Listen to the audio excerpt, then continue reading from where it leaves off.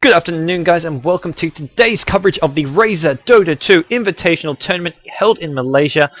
We've got 4 of Malaysia's finest teams sitting at LAN. Well, not today, only 2 of them are there today, and that's going to be Inv-Red and MUFC. This is the first of 2 semi-finals. This one taking place today, the next one taking place tomorrow at the same time. I'll be again here in 24 hours' time, bringing you the second semi-final. That's going to be between Orange Esports and Space Monkeys, but right now, Inv-Red, MUFC, 2 great teams. Definitely the semi-final, which I am looking forward to most of the 2. Inv-Red recently, who have come second place in the GST, ahead of, basically all the best teams in Southeast Asia. They got second place behind iZone from the Philippines. That was a Dota 1 tournament. This is Dota 2, and speaking of Dota 2, MUFC had some great recent results, competing in the Joint Dota Masters number 3, beating Mith.trust, beating absolute legends in the finals 2-1, and beating someone else who I can't quite recall because I haven't done all my necessary homework. But we have got a all-Malaysian showdown here as these teams competing for their share of some Razer goodies, as well as the sort of $2,000 prize pool in Malaysia. And we're going to have the bands of picks getting underway soon, as we've got Inv-Red on the Radiant team, MUFC on the Dire team. Hope you guys are excited. I am, because this is going to be absolutely awesome. Tell your friends, tell your family, tell anyone who loves Dota, Dota 2, tweet about Razer, tweet about the tournament, and we're going to be getting underway now.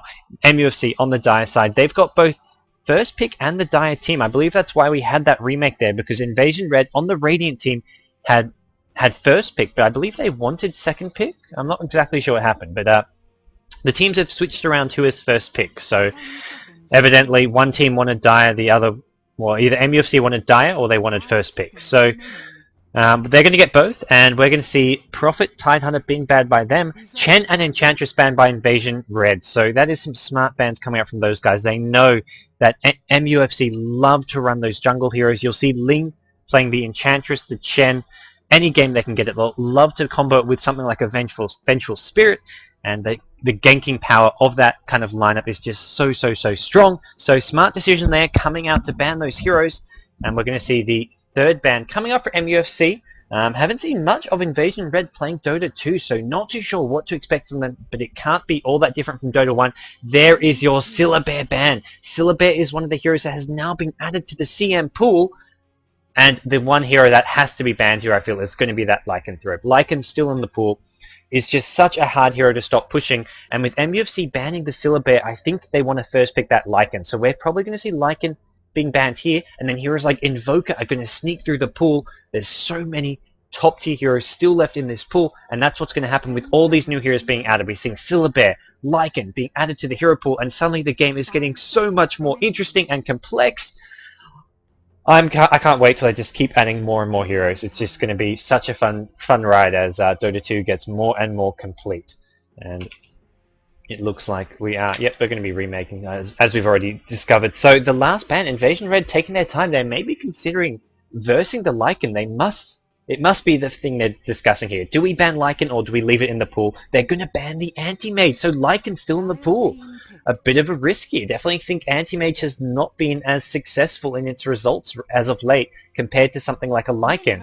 And Lycan not even going to be the pick of choice for MUFC. They go with that Windrunner, sticking with what works for them. It's one of those heroes which they play so well. I believe we'll be seeing either 2FG or Nick playing that hero. And it's just one of those heroes which can fit into any lineup. A lot of versatility, great disables with the Shackle Shot, which can basically stun 2 heroes for huge amounts of times, and great anti-pushing with that Power Shot, ranged nuke. And what I'm just amazed that Lycan still in the pool has not been picked up yet. This is not what I would have expected as something completely unseen. Every time Lycan has not been banned, it's been first picked here. But this game, it's going to make it at least to the second team. Inv-Red may first pick themselves, but they're truly thinking about this one nice and hard. Maybe MUFC have something planned to deal with that Lycan pick, and we're going to see just what they go with here. They're running into their bonus time. Both teams using up a lot of bonus time already, and it's going to be an Enigma and Vengeful Spirit. So they're not even considering the Lycan, but they've got 2 heroes that can actually deal with the Lycan. So even if MUFC pick up that Lycan here, Enigma has the Black Hole. Not to mention Malefice, a spell that stuns 3 times over sort of 4 to 5 seconds, and that's powerful because Lycan in his ulti form gets max movement speed. So using a stun like Malefice on him is much better than using just a stun that stuns him once, because he'll run at max speed, get stunned, he'll move a bit more, get stunned, and you can use it to escape, you can use it to kill him if he's trying to run away, and it's just so powerful. And then you've got a Vengeful Spirit. The swap is great for saving teammates and also maybe even annoying the Lycan because it goes through anything like BKB. So stuff like BKB on Lycan, you've got both Enigma Black Hole and the Vengeful Spirit swap, and Lycan not even going to be considered here. MUFC pick up Lich, Obsidian Destroyer. We're going to be seeing Nick, aka Silvercross, playing that Obsidian Destroyer, and that's one of his trademark heroes, and that is going to be absolutely scary. Assuming it is him. I know that MUFC have a couple people who do play that Obsidian Destroyer, but right now it looks like teams do not care about Lycan. They have their own style of play, their own set of heroes that they want to go with here. What is Inv-Red thinking? What are they going to be going with? They need something to do with this Obsidian Destroyer. Not to mention, MUFC have just such strong laning capabilities. They've got 3 ranged heroes, all with high base damage, all with great laning skills. You've got Lich with the Dark Ritual, Obsidian Destroyer with the Astral Imprisonment to use to steal your opponent's intel, as well as make them lose XP and CS, because when they're banished, they don't get CS, they don't get creep kills, and they don't get experience. So it's a great laning skill. Then Windrunner, just such a strong laning hero. It's so hard to kill with that Windrun, and it's going to be a Darkseer pick. So Inv-Red, I think this is smart. They're going to be focusing on their teamfight capabilities. They're going to pick up that great, powerful wall plus vacuum combo. Great utility coming from a hero like Darkseer. He can go for the Soul Ring, Mech Pipe, very useful sort of necessary team items, not to mention that Surge could be what they need to get away, escape from the Outworld Destroyer. I can't say Obsidian Destroyer here. This is Dota 2, and wow, this is very interesting. So we're going to have the second stage of bans here, and right now, I mean, we're going to be seeing MUFC with that OD probably in the middle lane, although they could put it in the safe lane as well, depending on how they want to do that. But I do like their picks. It's very them. It suits the style of play that they're used to. They love to pick up that Obsidian Destroyer. It does obscene amounts of damage in the mid to late game, especially if it gets protected well early on.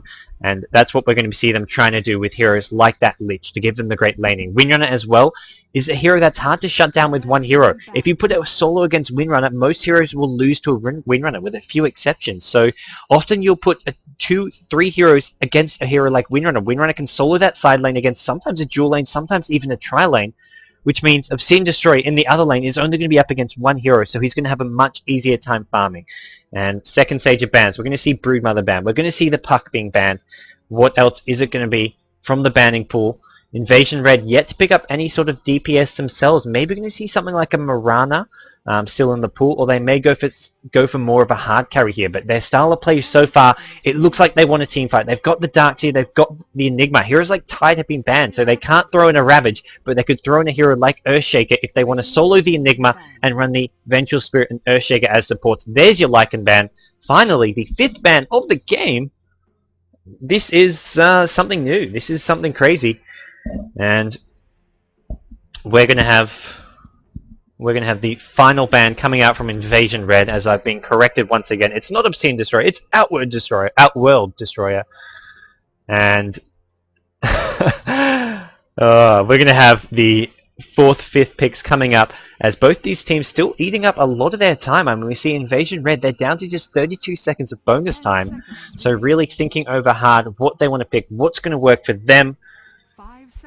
And we are going to have a Queen of Pain being banned. A fairly smart ban, a mobile hero which would work in well as the sort of 3rd semi-carry for MUFC. They've got the Outworld Destroyer who'll be in probably mid, the Windrunner who can go bottom, and then they need some kind of hero to go top. A hero they love to use is possibly going to be Slardar. Part of me is thinking that we may see Sharky playing that Slardar with some kind of support. We can see Lich and Windrunner dual laning bottom. We can see Slardar top with a hero like a Crystal Maiden.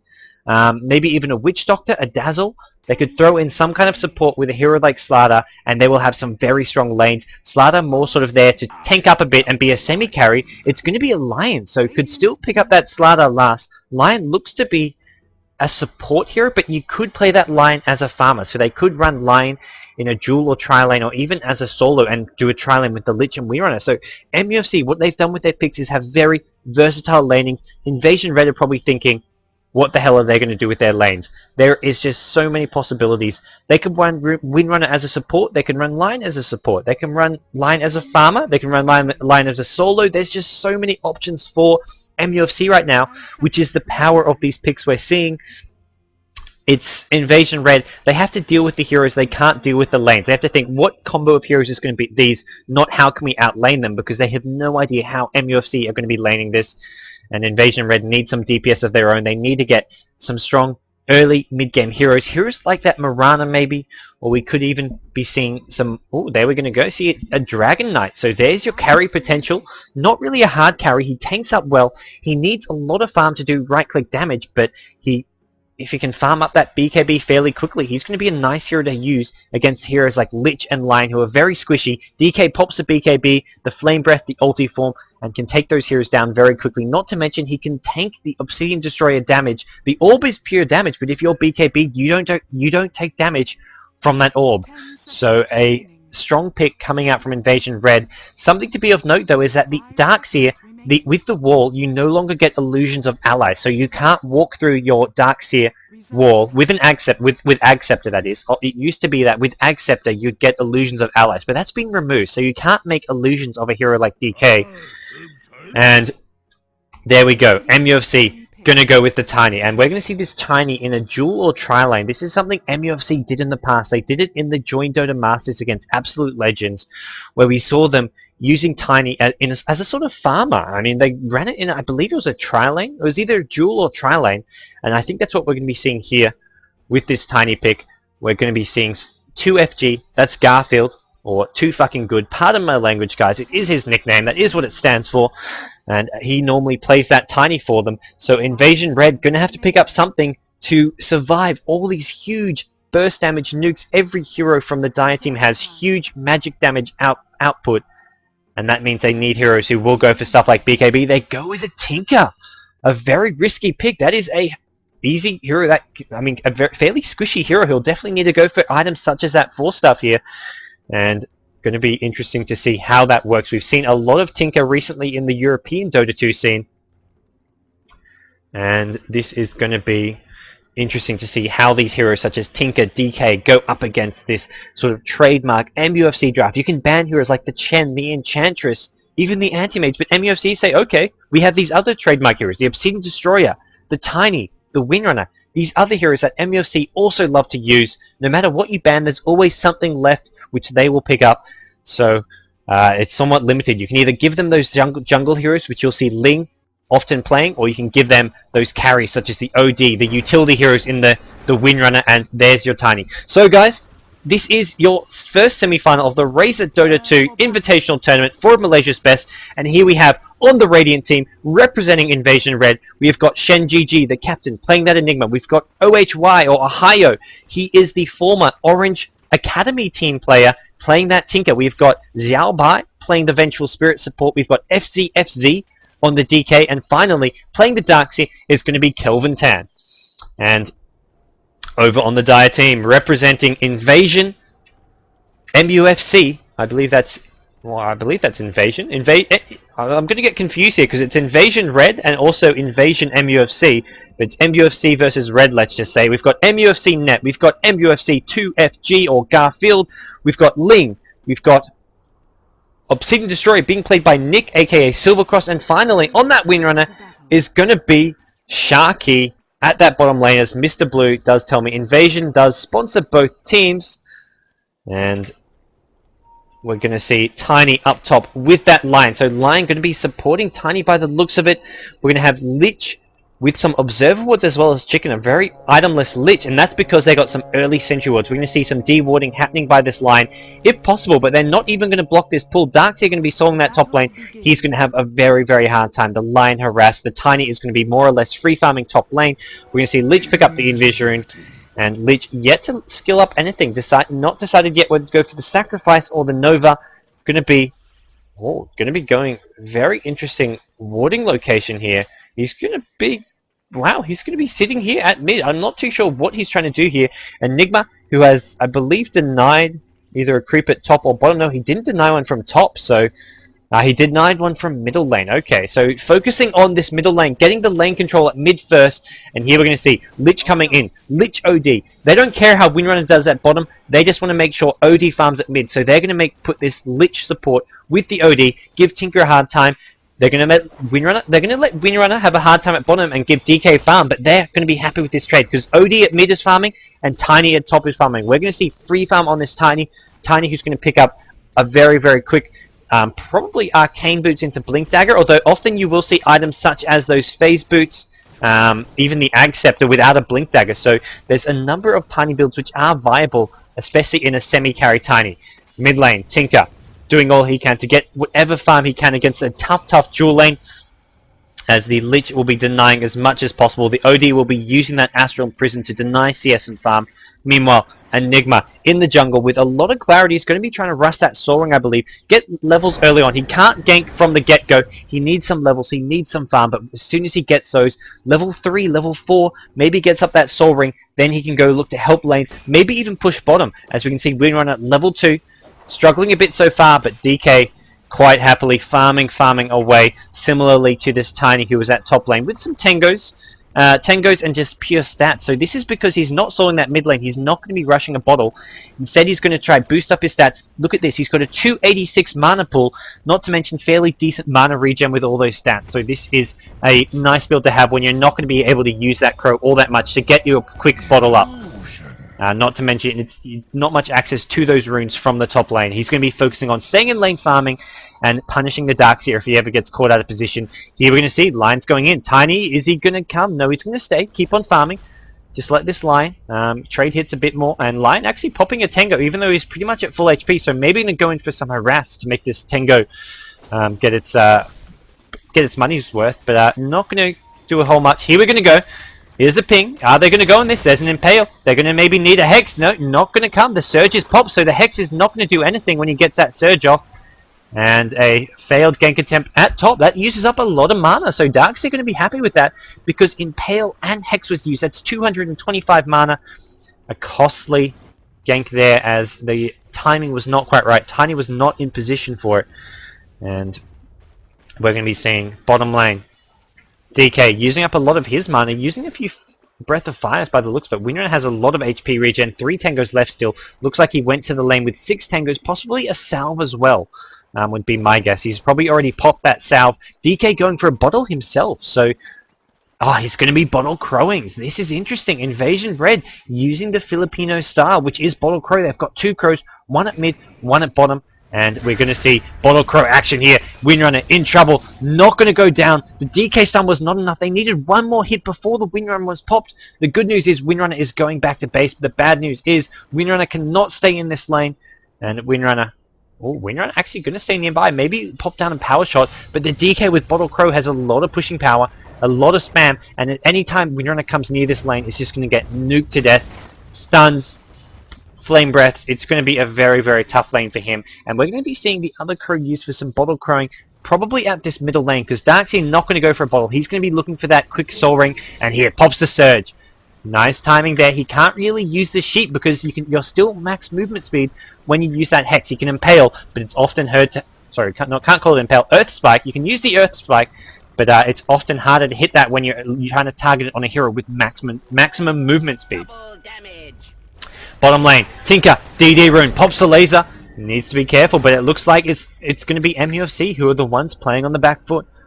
And the Tinker with the DD rune putting out a lot of damage. He's going to pop that Salve and head back to mid lane. Yet to actually get that bottle. I believe he's maybe doing some bottle crowing of his own. No, he hasn't actually gone for a bottle. And we're going to see bottom lane, DK refilling his bottle. Windrunner, and looks like Windrunner's maybe brought down a Salve.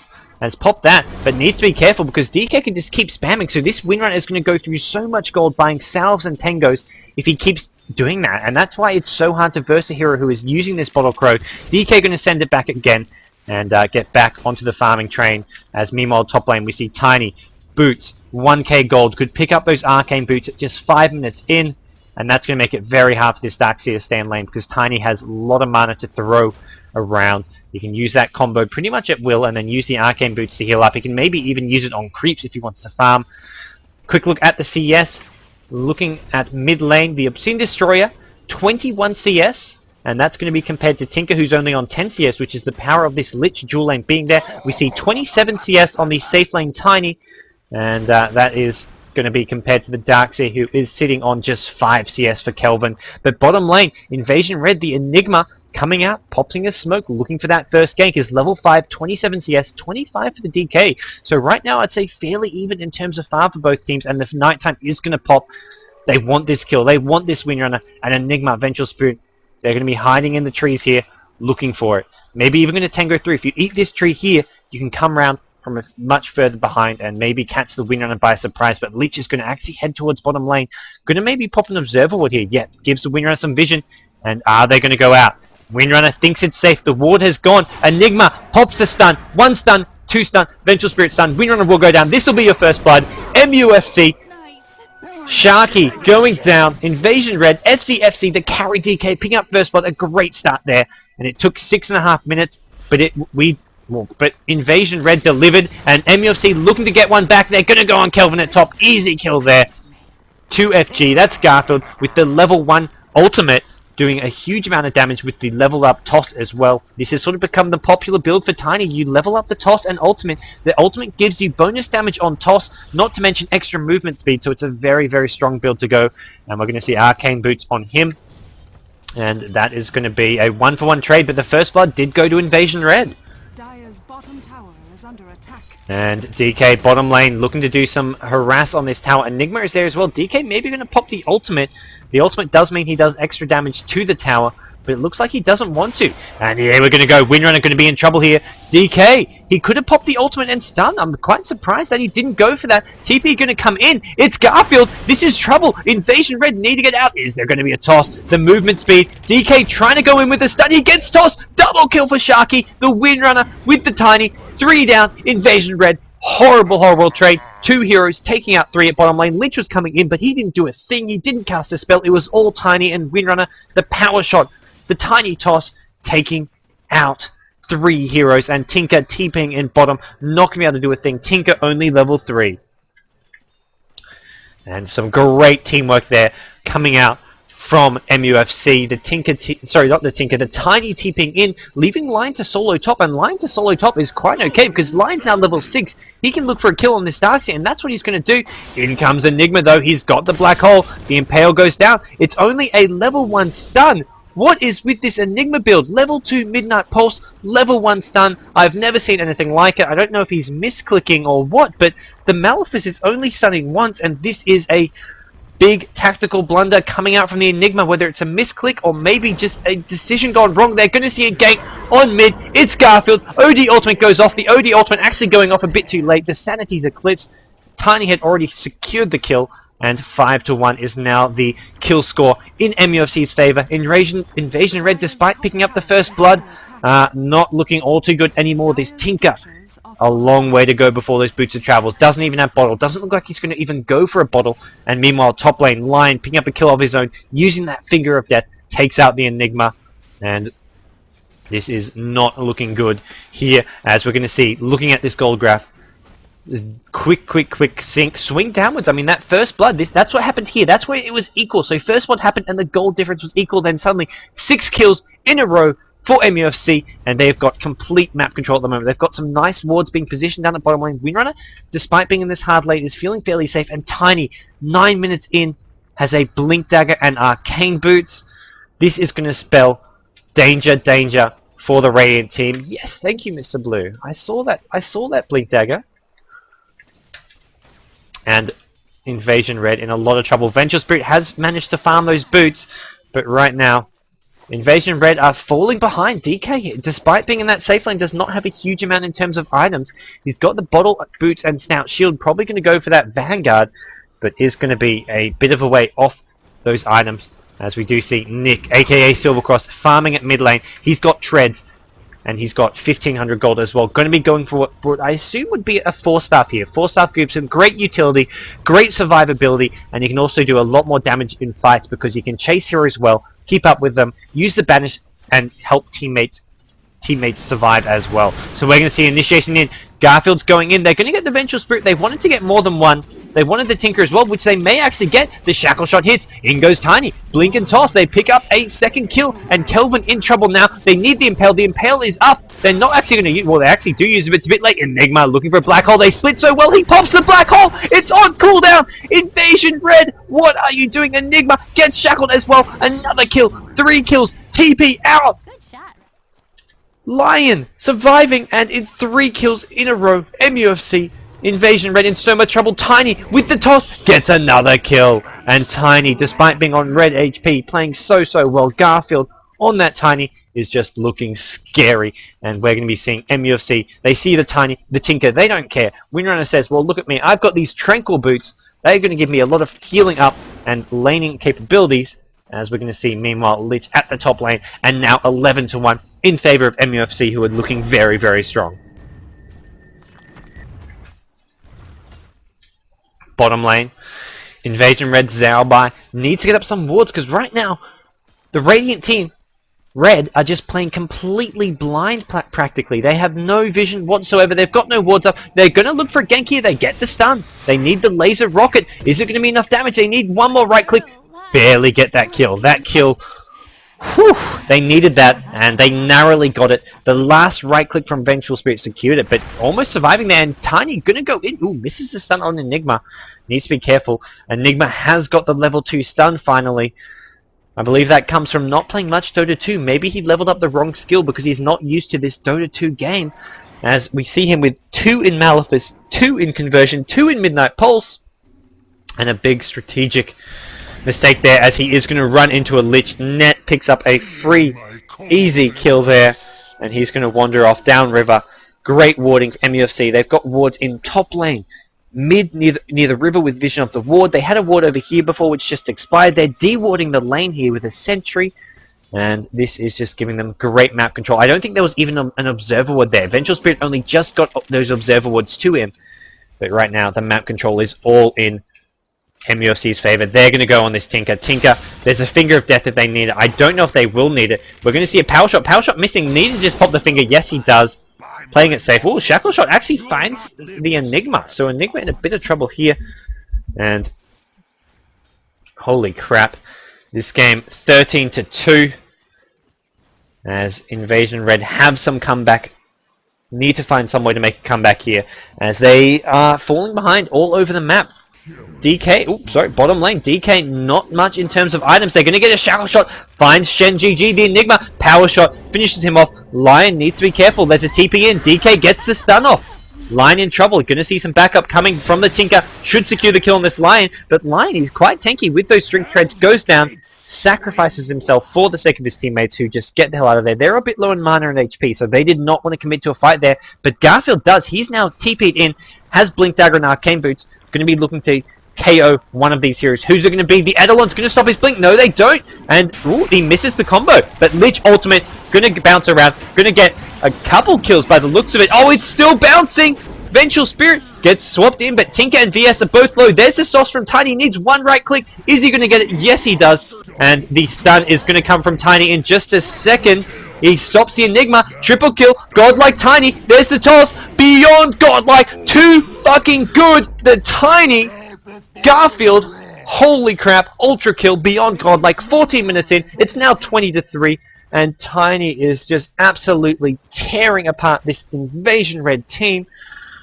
Holy crap. TFG. And guys, this... I don't know if you guys have forgotten, because I know I've forgotten. There's an OD in this game. Silvercross is just farming away at mid lane, aka Nick. He's playing the OD, just sitting at mid lane, farming. And there's just nothing Inv-Red can do to stop him. There's nothing they can do to stop Garfield. And this is just getting worse and worse as we're seeing all of these dire team heroes. Even Lion picking up items like Treads. We're going to see Windrunner with 2 Oblivion Staffs almost has that Silent Stick, the Orchid Malevolence, which will boost up his damage, his mana regen, and Lich, Phase Boots, Urn of Shadows. Just huge amounts of farm all over the map. And now we're going to see Tinker at mid lane. He's got 1 point into the March of the Machines just to help defend. The AoE damage from it is maybe what they need, rather than the focus fire, because they're just getting dived in. You can make these heroes get punished here. Speaking of being punished, Darks here runs into a Tiny. Tiny now level 13. The avalanche toss combo with a level 2 grow does so much damage, not to mention any right click damage. And DK, Belt of Giant Strength, doesn't even have treads. He's going to run into this tiny combo. Doesn't do enough damage, but the Lich Nova will secure the kill. Needs to pop an ultimate. It's on cooldown though. Lich going to get the kill, but pays for it with his life. But it's a kill on the DK, but it is a kill nonetheless, which Inv-Red do not have many of. And holy crap, man, this is just so much farm on this obscene, sorry, not obscene, this Outworld Destroyer.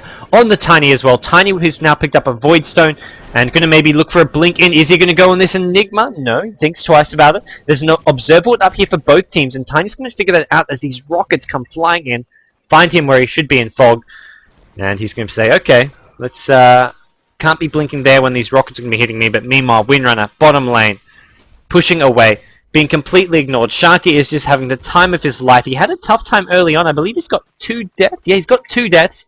He got ganked a few times early on by the Enigma Vengeful Spirit. He's got, I mean, half of the deaths for MUFC, but right now, it doesn't really matter because he's still got a huge amount of farm.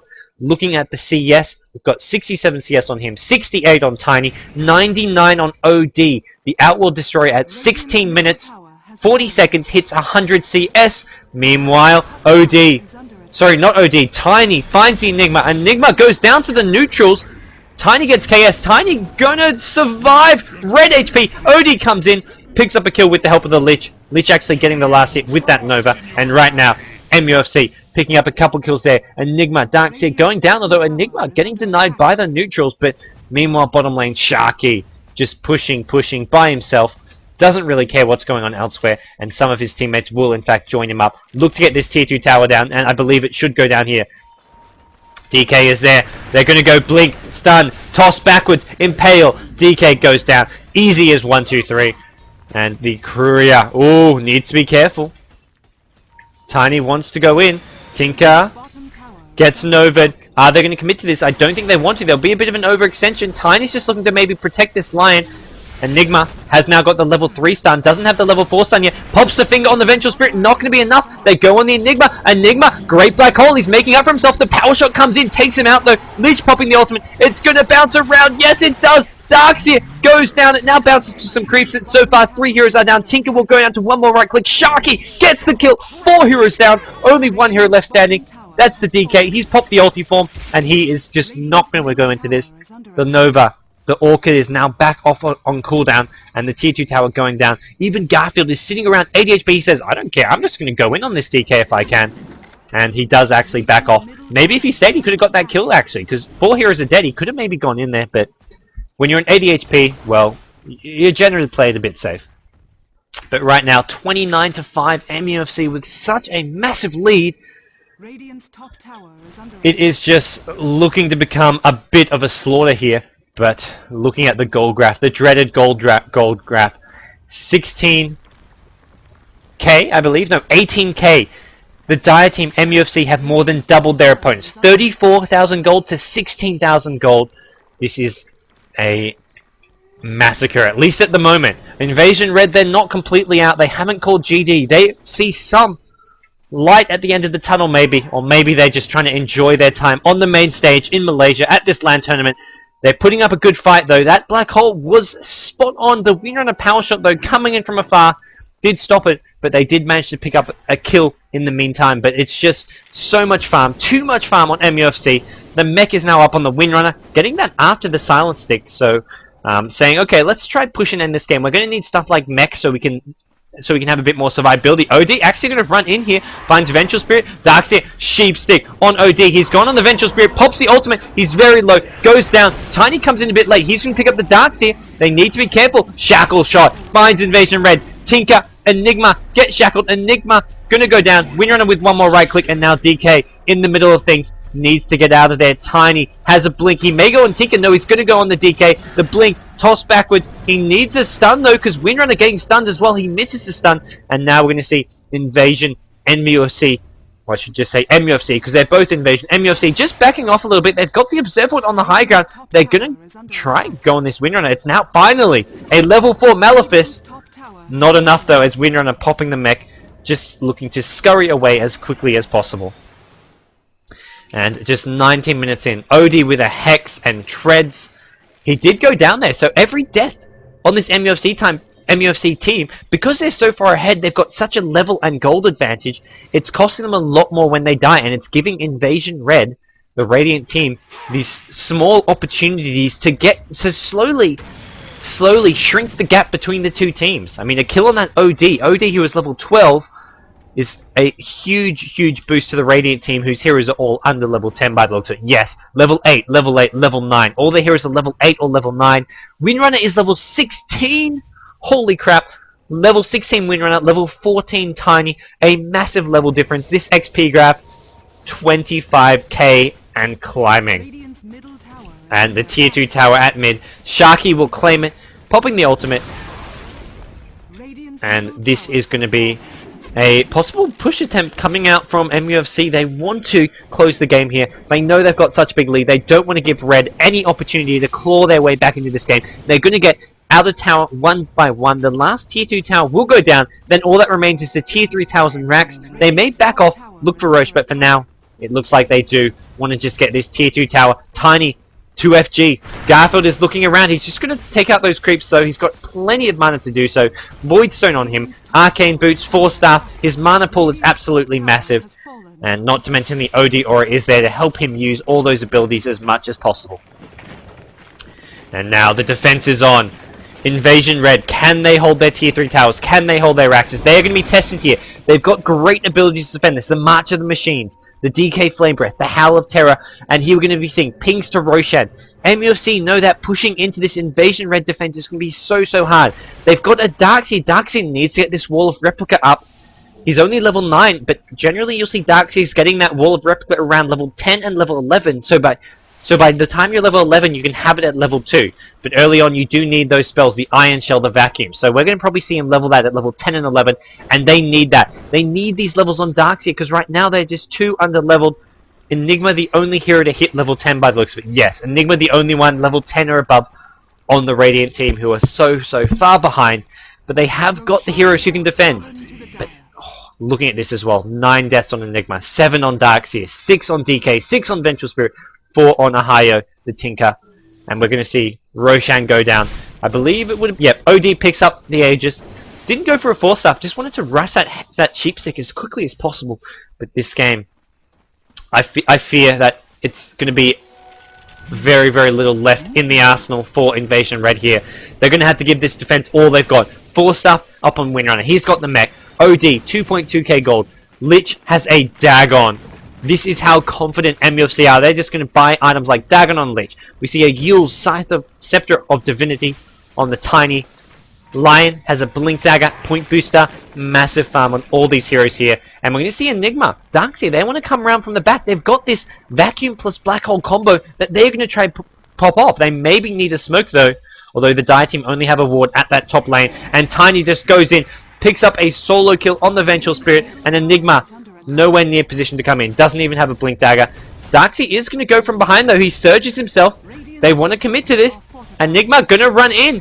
There's the Vacuum. Lich ultimate doesn't actually bounce to anything. And Enigma gets instantly killed. Windrunner picks up the DK. And this is going to be game over here, I fear, as 4 heroes are down. The racks should go down. MUFC so far ahead, 36-6. And right now there's just nothing that Red can do. They are just too far behind. Farm, levels, items, everything, you name it, they are behind. And kills 36-6, a very convincing performance coming out from MUFC. They played so well here, especially Garfield on that Tiny, had such great map control. He controlled the game so well. As soon as he got that Blink and Arcane Boots up, he didn't stay top, he ganked bottom lane, mid lane, he ganked all over the map, helped push down towers, and the support play coming from the Lion as well as the Lich was spot on here, as we're going to see a Lion Finger on the Tinker. Tinker going to survive on red HP. And it looks like MUFC need to be a bit careful. They do pop that mech, keeps them alive a bit longer. Meanwhile, OD picking up a couple, and we're going to see Lich pick up the kill on Darks here. OD, the right-click damage, doing so much damage. DK goes down. 3 kills in a row for him. Tinker, the only one still standing. He's going to be sitting at this fountain, just watching on, knowing there's nothing he can do at this point. As 4 heroes are down. 40-6 is the kill score. They're maybe just going to go for this throne. They don't even have to go for the bottom rack. No, Windrunner will. Pop the Windrun. pop the focus fire and start right-clicking down this bottom tower, although he is taking a fair bit of damage. And they aren't killing the tower all that quickly. Some rockets will go flying in. Windrunner needs to pop that mech, all those tranquil boots. He will get earned up. And we'll see that mech being popped in just a second here as this bottom racks may go down. Tinker doing a great job spamming the rockets.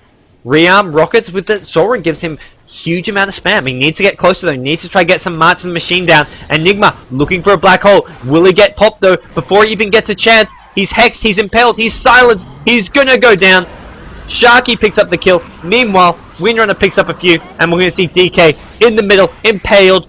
The Aegis gets popped. OD actually did go down there, so they did break the Aegis, but no actual kills are obtained for MUFC. GG is called, and MUFC will be going on to the grand finals tomorrow. Sorry, not tomorrow, Sunday, where they will verse the winner of Orange Esports and Space Monkeys. And what a great performance that was coming out of MUFC. They were just so convincing. The only question that remains is whether or not they can be stopped. The grand finals going to be in 2 days, guys. So be sure to tune in tomorrow. Tomorrow we have got the match between Orange Esports and Space Monkeys. For those of you saying, who the hell are Space Monkeys? Well, they're a Malaysian team. And they were formerly known as Cybertime, I believe. And for those of you in Malaysia, you probably heard of Cybertime. They were quite popular and quite strong about 3 or 4 years ago, and it's a few of those players playing now in Dota 2. They're going to be up against Orange Esports. That match is in tomorrow, same time as today, so in about 24 hours time, a bit less than that, we're going to have the other semi-final. Then the grand finals is on Sunday. That'll be... Oh, Rockets. Oh, he blinks it. The grand finals will be on Sunday. That's going to be between MUFC and the winner of Orange versus... not Cybertime. Orange versus Space Monkeys. And for those of you, thanks everyone for tuning in. This game was fairly one-sided, but that's what happens when it's MUFC playing just such great team play. They're just so strong. And for those of you passionate Asian Dota 2 followers, we're going to have more Dota 2 action coming from myself. For those of you who don't know, we're going to be announcing a Asian Dota 2 Masters competition in the next few days. It's going to feature 24 of the best teams in Southeast Asia, China, and Australia and New Zealand, so Oceania. It's going to have all 3 of those regions competing, 24 teams, a massive tournament, and that's going to be announced in the next couple of days, so be sure to stay tuned, and you can get more details on that. But right now, MUFC, hats off to them, have played just so well. And hope you guys enjoyed today's coverage. Come back tomorrow. We're going to have the other semi-final. We're going to have Orange Esports up against Space Monkeys. And be sure to follow me. You can follow me, of course. That's on Facebook. Facebook.com/GGNetGods. Or you can follow me on Twitter at GGNetGods. And be sure to check out Ghosty Gamers, your esports coverage site, where you can get updates on all the upcoming matches. And right now, just both teams slowly... actually, most players have disconnected from the game. GG has been called. We're going to wait for this throne to go down so we can, in fact, check out the endgame scoreboard, guys. But this was just a crushing, I have to say. We're going to pop open this gold graph. There we go. 40,000 gold difference there at the end. A very... all these kills for the Dire team. Just so many. And the throne will slowly get whittled away here, as both teams have disconnected from the game, except for one player from each, so we'll just have to wait for this throne to go down. But yes, a lot of kills, a lot of action, but this game not all that close, and hopefully tomorrow's game, guys, be sure to tune in for that, will be a bit more exciting. I mean, a lot of kills. I'm glad we had such a high intensity game, but it didn't have one more. It didn't quite have the intensity of a close fought game, but more the excitement of a lot of kills, a lot of action, and it did still produce some high quality entertainment, guys. So anyways, be sure to tune in tomorrow. Big shout out to Razer, who are hosting this Razer Dota 2 tournament in Malaysia. If you want any more information about it, do check out Ghosty Gamers, and be sure to stay tuned. Follow me on Facebook at GGNet, facebook.com/GGNetGods for information when I go live, when I stream matches, and also on the upcoming Dota 2 Masters tournament featuring Asia and Oceania's finest teams. Until then, guys, it was fun. It was fun, and that was a very one-sided game, and we're going to have more action tomorrow, guys, so be sure to tune in tomorrow, as we will I believe there's no more matches for today. Maybe later on tonight, guys. Check out some of the matches that will be played later tonight, I believe, in the Dota 2 Star Ladder. But for now, that's me tuning out. So good night. Well, good evening, guys. I guess it's only 7 PM here. And for those of you in Malaysia tuning in live or live at the convention center, hope you enjoyed the epic show coming out. A Dota 2 clinic coming out from MUFC. And hope you guys will be tuning in and attending again tomorrow. And we're going to have the other semi-final, guys. So good night.